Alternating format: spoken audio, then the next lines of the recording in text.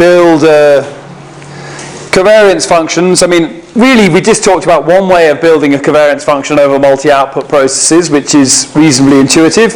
There are lots of ways of doing it. The original motivation for Maurizio and I getting into multi-output Gaussian processes was very different from the way, well, quite different from the way we see there. So we might come back to that if there's time, maybe tomorrow or even this afternoon, but I think there won't be time this afternoon.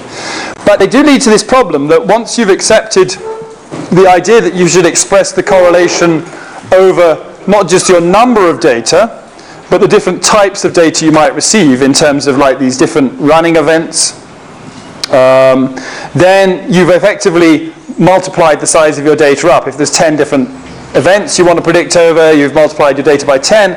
And Gaussian processes are cubic in their scaling because they require you to cubic in the number of data points or the number of observations you want to regress across, because they require you to inverse that matrix K.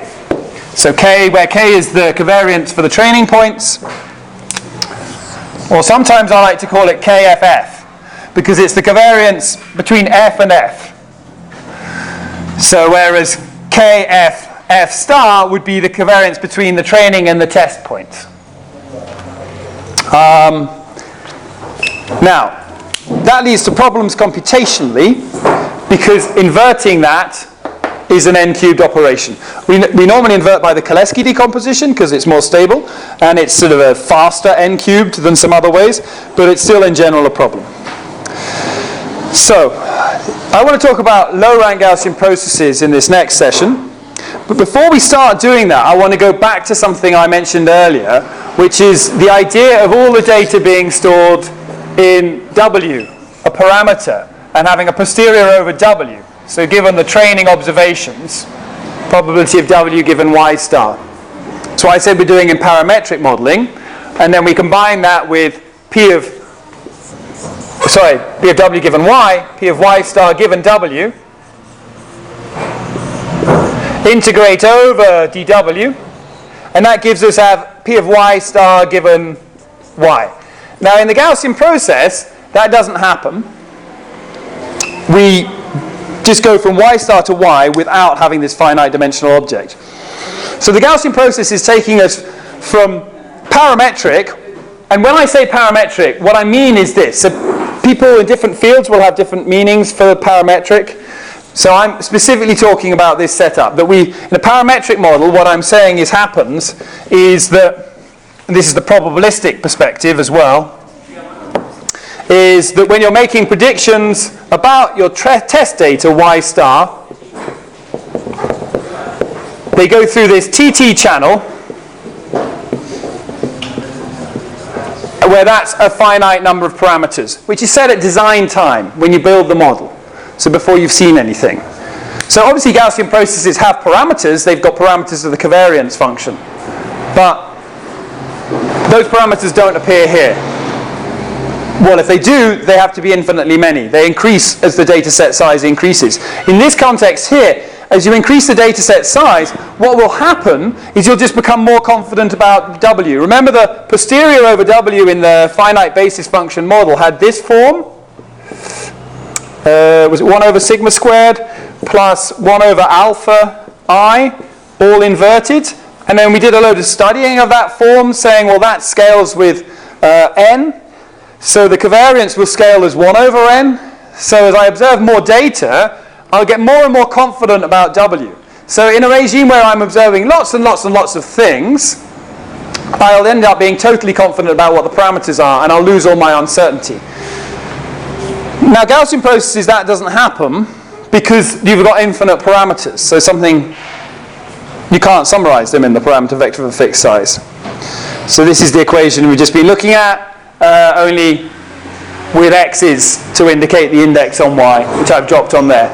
So we like to think about W becoming a bottleneck for information about the training set to pass to the test set. So you're sort of at design time, before you observe how much training data, your test data, training data you're going to see, and I'm picturing a model that's running online here. So if you're doing it all on your computer, running a model and then giving out the results the traditional way, maybe this isn't a problem. But the sort of models that interest me, and I think you can start seeing why they interest me, is what if we're going to build Gaussian process models over people's health state, right? So the sort of things we might be trying to predict are, their cholesterol level. We might be trying to predict the results of blood tests. We won't have all these, jointly. We won't have all these tests at design time. In fact, people might even invent new tests while we're running our model. So a new patient comes in, we get new data, we need to put it in our model and make a prediction about that patient. That happens out in the field. We can't control that, but we may have set this W too small. And we may get more and more information about it because we get their genotype, we get their phenotype, and now we're acquiring this same parameter set W to explain everything about the patient. Philosophically, it seems like a very bad idea. So one solution is to maybe increase M, the size of the basis functions, so large that the bottleneck is so large it no longer presents a problem. So how big is big enough for M? That's the question. And non-parametric says, well, let's make it infinite. Let's just make M infinite. Let's use infinite parameters in effect. So we don't have to make a decision about that. Even if you choose M to be 100,000, that may seem a lot. It's not a lot necessarily, though, if your data set is 2 billion people across the world and what their health status is. And that's, of course, conceivable. I mean, Facebook has 1.2 billion users on it. Now, if Facebook started providing you health service, they could have 1.2 billion users worth of health data. So even being able to set it large seems like a potentially dangerous thing. Now, in the non-parametric setup, you can't anymore express the model in this form. So you can't do it in terms of a fixed dimensional parameter vector. But you can express parametric models as Gaussian processes. And we know that from this thing. So if we want to do the parametric model with a Gaussian prior, we can just use these inner product basis function models in order to get our model out, yeah? So that's quite nice.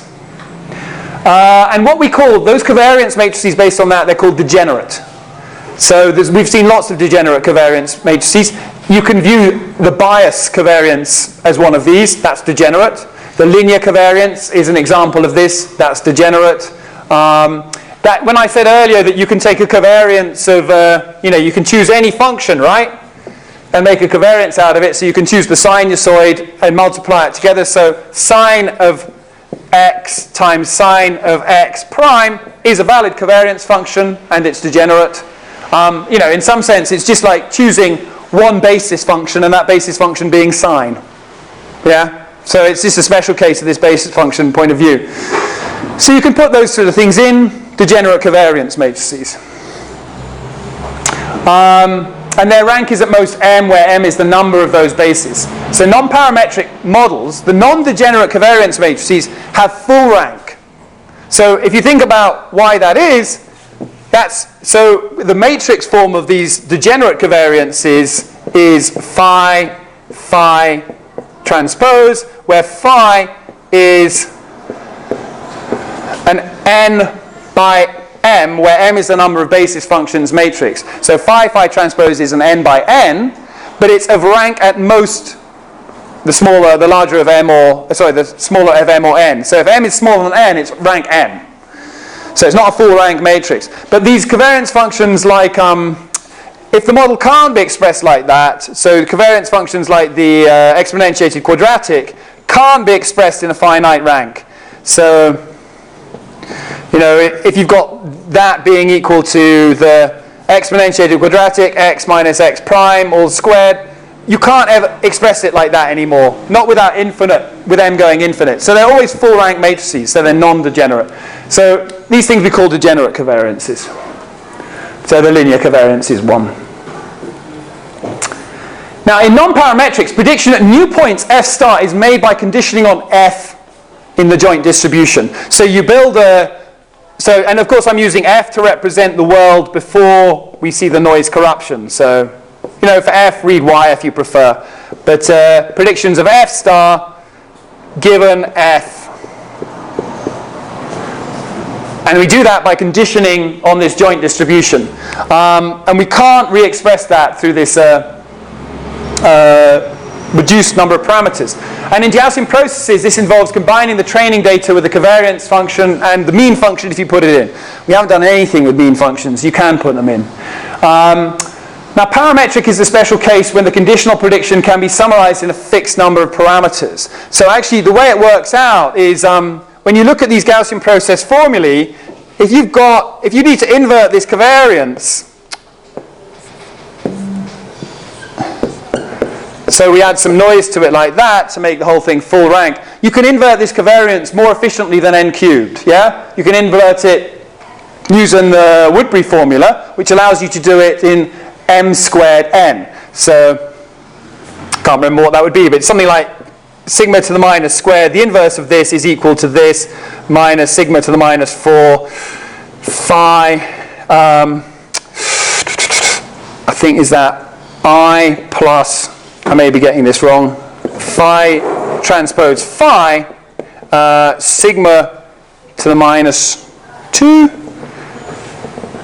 phi transpose like that, an inverse of that. So you need to inverse this thing, which is m by m, approximately this thing, I may have it wrong. But then you also need to do an n by m times an m by n times an n by n, which is m squared n. So you can get that inverse that you need more efficiently than, and actually everything turns out to depend on these objects, phi transpose phi, which is no surprise because that was in the covariance, the posterior covariance of W. So it turns out when you're doing all these operations, you're just pushing yourself back to this finite representation that you would traditionally use without the Gaussian process.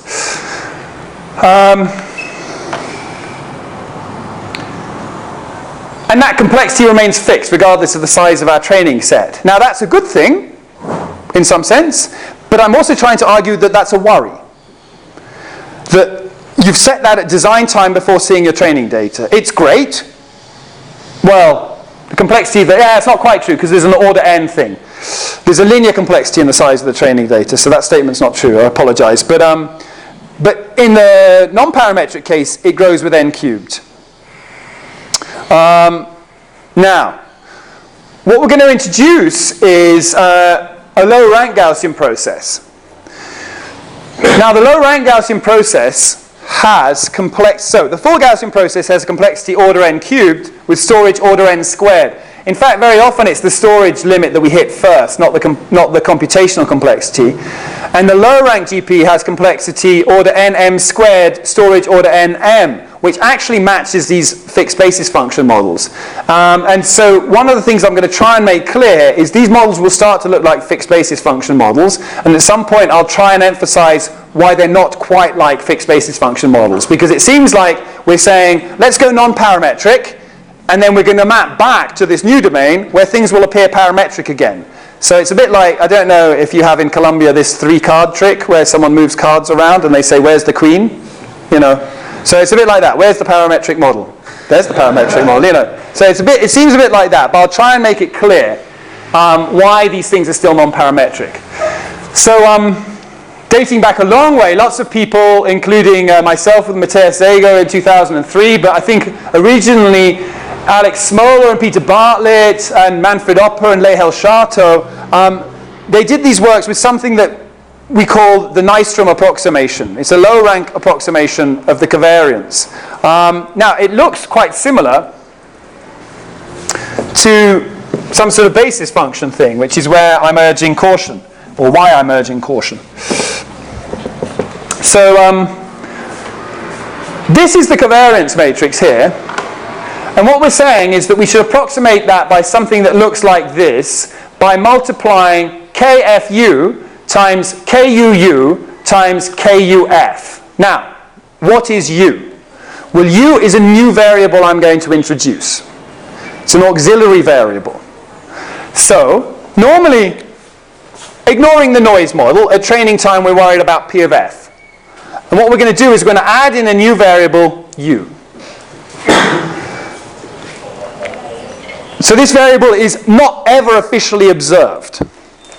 But what we're going to do is instead of having to remember, to do non-parametrics, you have to remember all the observations associated with F. What we're going to do is store the number of observations associated with U.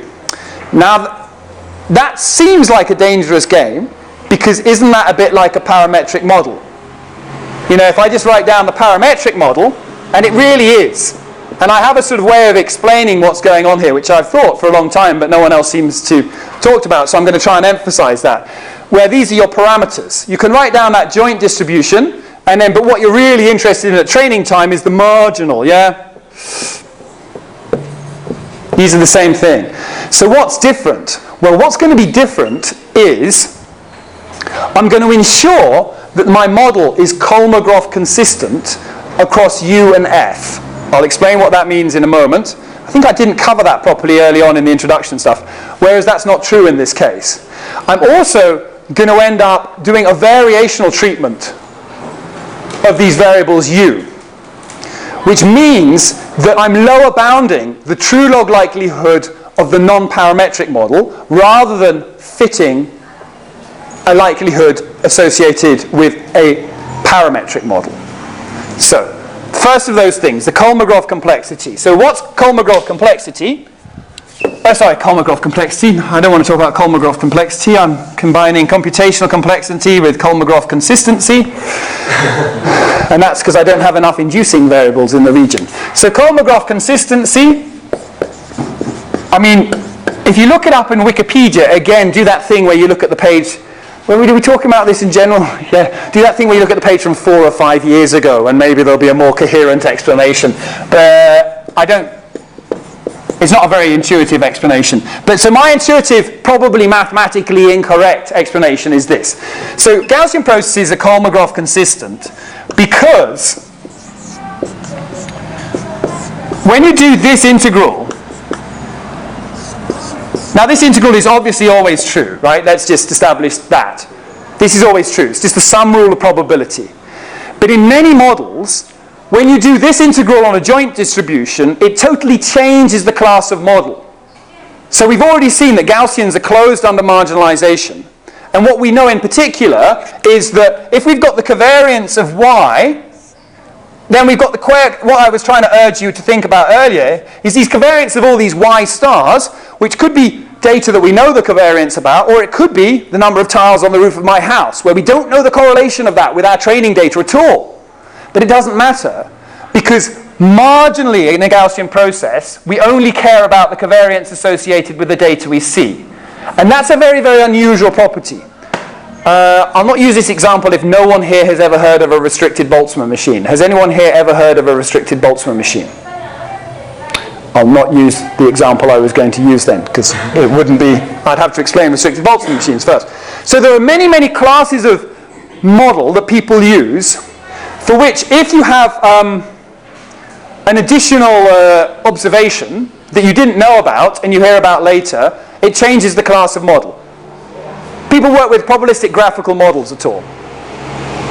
Yeah? So if you've got a probabilistic graphical model where everything's observed,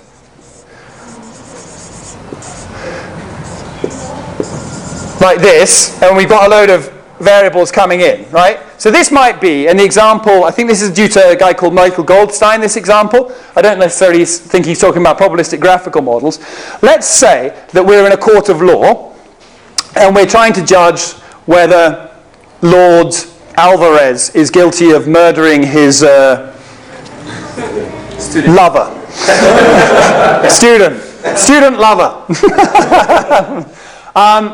And we've just heard all the evidence from everyone who's scheduled to appear. And we're just summing up the evidence, okay? I don't think Michael Goldstein used this precise example of Lord Alvarez and his student lover. But so we've got, what we do if we've got probabilistic graphical models, we have some value, let's call it X outcome, that is all dependent on the evidence from the, the gardener. This is what the gardener says. This is what the butler says. Lord Alvarez is quite wealthy. Other evidence we found, like we found blood on Lord Alvarez's clothes. Blood. And these are all things we knew about and were heard that we were going to hear about in advance, so we built a model over all these things. We're about to make our decision. We've done all our probabilistic inference on this graph when the maid comes running in and says, he didn't do it, he didn't do it, he didn't do it. Okay? So we've now got a new variable that wasn't in our graph. And the issue with Kolmogorov consistency is what happens now, what do I do? Do I change my belief about whether he did it or not? Like the engineer's answer, well, the variable wasn't in the model, so you do nothing. But, you know, if you're going to try and do something, what do? Do you now believe he's less likely to be guilty? If you now believe he's less likely to be guilty, then every other time when this trial potentially happened and the maid didn't come in, just before you made your decision, you would have to believe that he was more likely to be guilty, because no maid arrived saying, you know, in order for the thing to normalize, for it to be a proper probability. So what you're really doing, what you should have is, officially, you should have a variable for the maid which you integrate over when you don't observe her. But that changes if a graphical model with latent variables in is a different class of model as a graphical model without latent variables in. It moves. But if these were Gaussian random variables, it doesn't change the class of model. If these are all only related in a Gaussian way, it doesn't matter whether the maid comes in or not. In effect, what the Gaussian, all the Gaussian consistency stuff shows us is that all the Gaussian things that could happen that we're integrating over have some kind of, on average, null effect under the model we're describing. And that's why Gaussians have this thing called Kolmogorov consistency, whereas many other models don't. So, what I'm saying is that these U's specifically have to exhibit Kolmogorov consistency. Now that means that there's a clever trick to these U's, which people normally miss. So if U exhibits Kolmogorov consistency, then I can think of U's like this. This won't affect my model at all. du star and du. Now, all these things are just made up auxiliary variables, but the thing I'm trying to hint at is that they can change in dimensionality. The number of them can change. And it doesn't affect anything I believe about P of f.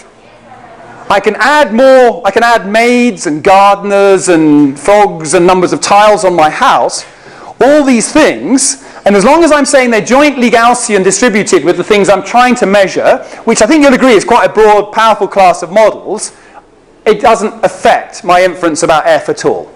So that they're parameters in a special way. So I just wanted to get that point across. So what we have here is the original thing. People didn't think in this way when they first wrote these papers. In fact, a lot of people don't seem to think this way now.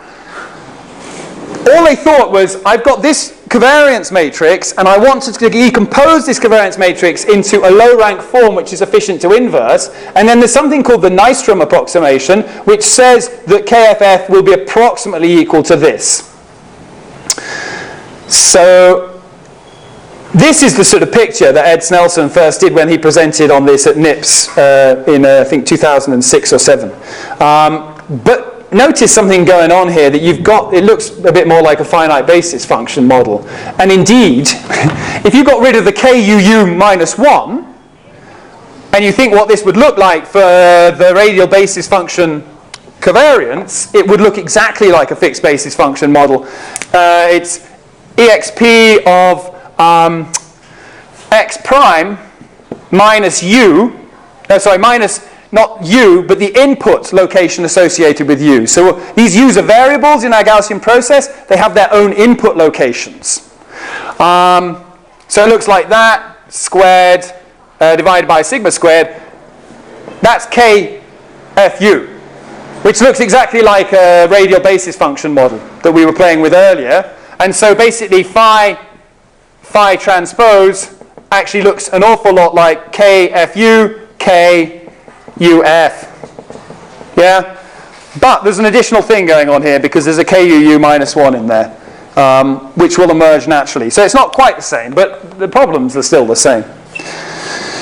So this is James's slides. He's was a postdoc with me, is now a medical research council fellow.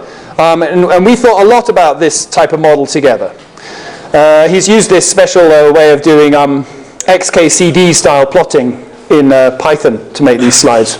I didn't have time to redo that. So what we've got is x and y's. So we're doing the Gaussian process to some input space x and some y or f, some derived value from f, y. Now, what we say is f of x is a Gaussian process, and we've got a prior over those values. So what James is showing here is the sort of values of f that are our best guess under the prior. And we can get a posterior over what f was given y and x. And this is the object we store in non-parametrics. There's no low-rank form for this object. It's a full-rank object, and this is why we have to carry around all the data, because we need to carry around y, all our observations, in order to predict this posterior.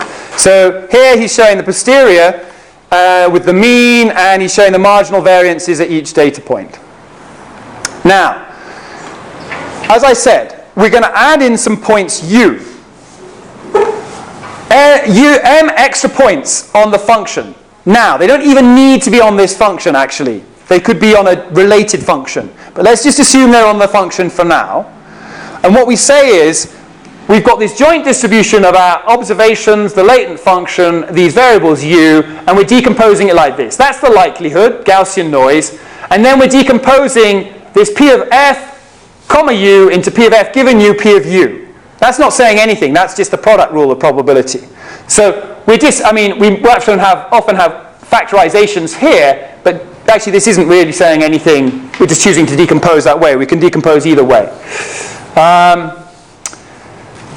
So these extra inducing variables might be placed at location z. So we've got n original variables and m extra inducing variables. I'd prefer small n and small m here. That's the notation we've been using. So this is our original matrix KFF, and this is the matrix KFU, and this is the matrix KUF, and this is the matrix KUU. But we don't really observe z. We get to choose where to put z. Okay?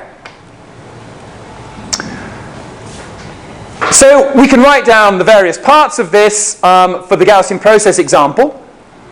Of course, this applies in general. It doesn't just apply to Gaussian processes. The important point is you need Kolmogorov consistency on your model here.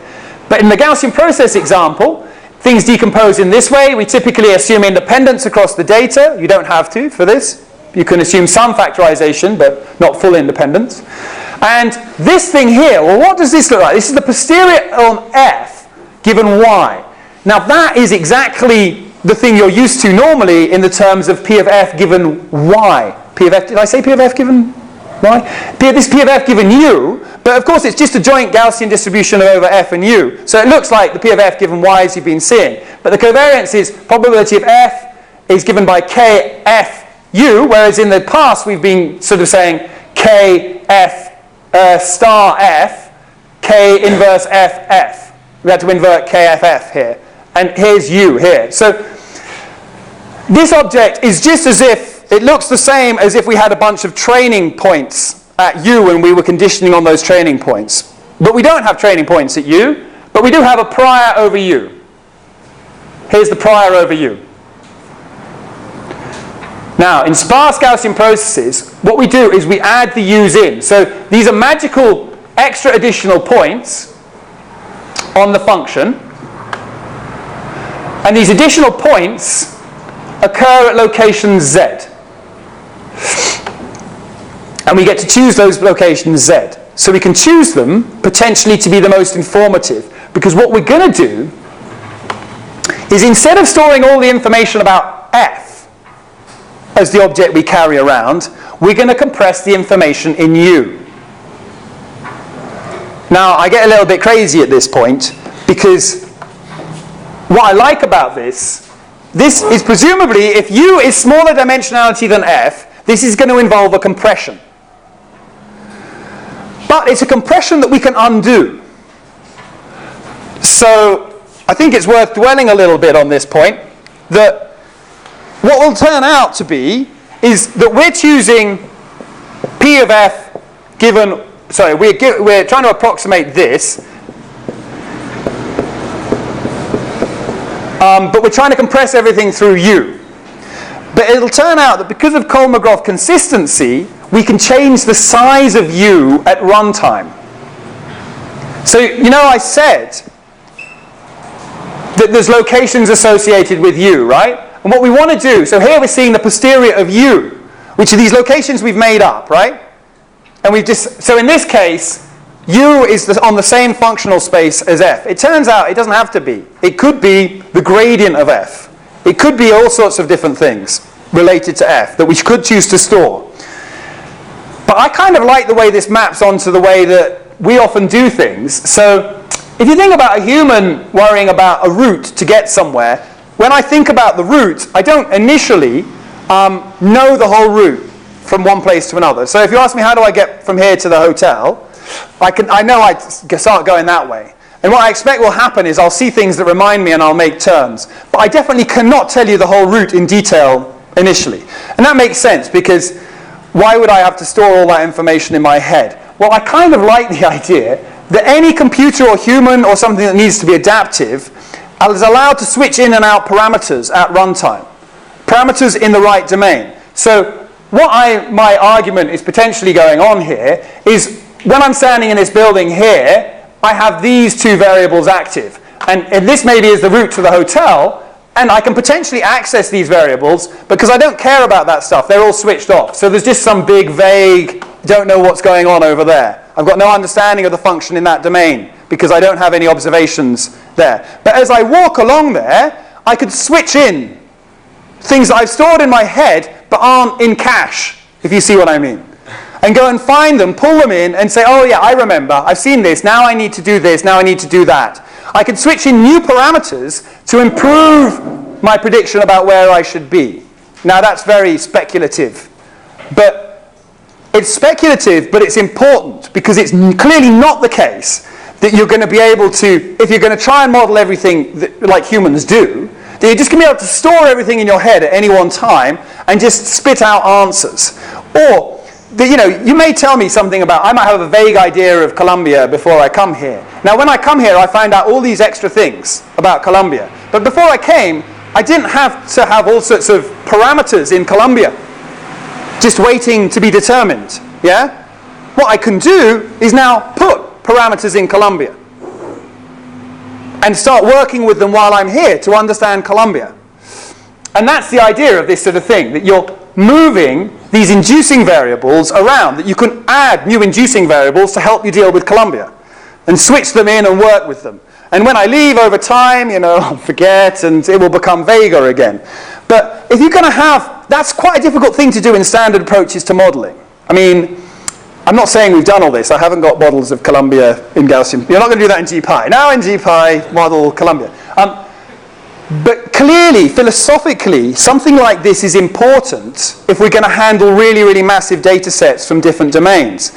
Because, well, the way I like to put it when I draw this thing up is the world is a complicated place and it's filled with y's. But they're all some sort of result of some observation f, right? Now this isn't quite, the connectivity of the graph isn't quite correct here. So this is a graphical model. Now, this is the world. So I try and sometimes draw South America on there and try and make that the y. And then this is some sort of fundamentals we believe about physics. So we put a Gaussian process on this f in practice, is how we're doing things. But then we don't observe the Gaussian process necessarily directly. We observe some derivative of it. Now, the argument is that you don't want to store everything you've seen in the world in order to make your predictions. So what you have is some related variable, u. So u is well named because u is u. U is what you're storing about the world, what you're carrying around. Now in a parametric world, this is true as well. U just becomes w. But it's very difficult in the parametric, unless you've got this Kolmogorov consistency property, to see how you can change the size of w. Because whenever you do that, you change the likelihood of the model. And what I'm going to show you next is how, by using these u's, you don't actually, by increasing the number of u's, you don't change the likelihood of the model, you just increase a lower bound on the true likelihood of the model that just involves those two. Where that lower bound becomes exact if you end up setting the dimensionality of u equal to the dimensionality of f. So basically, if you revert to storing everything, then you know everything again. But you have this ability to change the dimensionality of your parameters. So this is quite a new concept. You know, I've talked about this to about 30 people. So maybe it's not appropriate for summer school. But I just think it's really important, because otherwise it looks like we're just playing 3 card tricks with parametric models now. So we'd like to compress the world into u, or u. And that involves, now we've got this representation, having a probability of u given y and z and x, actually. But that involves inverting KFF still. If you look at what that involves, that still involves the inversion of KFF. Because, I mean, you can see that, because this is, u might be y star, actually, in this case. And so that's like saying prediction of y star given y and the locations of y star. In terms of the Gaussian processes we're setting up. I mean, it's not y star, but in terms of the maths, it's the same. And we know that to predict at y star, you need to invert KFF. So we need to do something different. So what we're going to do is a variational approximation. And this is definitely not the first way people thought about this, but I think it's the best way. So in variational approximations, what you do is you recognize that the log of p of y given u, so this is how we're going to start, the probability of the data given the latent variables, is equal to the log of the integral over f. Now that's the log of an expectation. But what we can do is we can flip that expectation with the log. This is Jensen's inequality. So Jensen's inequality allows us to bring an expectation outside a log, one that was inside a log, outside a log. And that gives us a lower bound on p of y given u. So we're calling this lower bound log p of tilde y given u, because it's not the true p of y given u, it's going to be a lower bound on it. And doing this doesn't require inversion of KFF. What we're going to use now is we're going to use the p of tilde y given u, instead of the true p of y given u, as our likelihood. So this is actually an approach by Michalis Tsitsias, who worked with Maurizio and I at Manchester when he suggested this. And I think in some sense I sort of prefer this perspective on it, but these are James's slides, so he's presented this second. One thing you can also show is that p of y given u is of course equal to, this is just Bayes' rule, equal to p of y given f, p of f given u. We're just always conditioning on u, right? So this is just the prior. But what we've done with Bayes' rule is we flipped around the posterior and the marginal likelihood. So ignore the conditioning on u here for a moment. And if you ignore the conditioning on u, you'll see y is the marginal likelihood. And p of f given y is the posterior. P of y given f is the likelihood. P of f is the prior. So we've just flipped these two guys around, which we're allowed to do. So it's like Bayes' rule, but in a slightly different form. Now what we're going to do is we're going to take logs of this. So log of p of y given u, this was exactly what we had on the same previous slide, is equal to log of p of y given f plus log of p of f given u over p of f given y comma u. Now this is the nice bit. If we now take expectations of this, we're entitled to take expectations of both sides under anything we like, but this expectation is under p of f given u. We've chosen that, perhaps arbitrarily you think, but it disappears from this side because there's nothing dependent on f, so it just integrates to 1. And now we've got an expectation of p of y given f under p of f given u. And this term here, well this term, it's chosen because this term is now a Kullback-Leibler divergence between p of f given u and p of f given y comma u. So we talked about Kullback-Leibler divergences before. They're a measure of distance between the distributions, an information theoretic measure.